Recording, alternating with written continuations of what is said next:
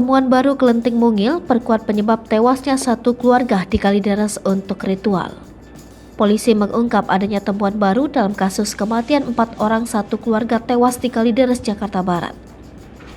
Direktur Reserse Kriminal Umum Polda Metro Jaya, Kombes Hengki Haryadi mengatakan, dari tempat kejadian perkara, terakhir pihaknya bersama tim ahli gabungan menemukan puli-puli atau kelenteng mungil.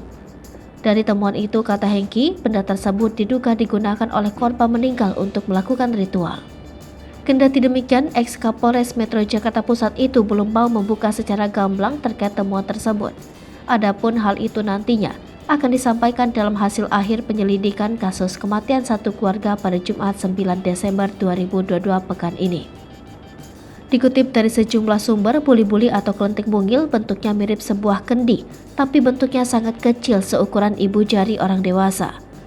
Di leher kelenteng mungil biasanya terikat sebuah benang, pada dasarnya digunakan sebagai pendulum.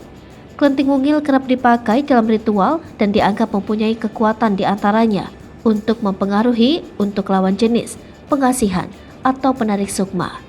Kombes Hengki Haryadi mengatakan akan mengungkap penyebab kematian 4 orang satu keluarga di Kalideres, Jakarta Barat. Hal itu dilakukan usai penyidik bersama tim gabungan ahli kedokteran forensik hingga laboratorium forensik telah mengetahui penyebab kematian satu keluarga tersebut.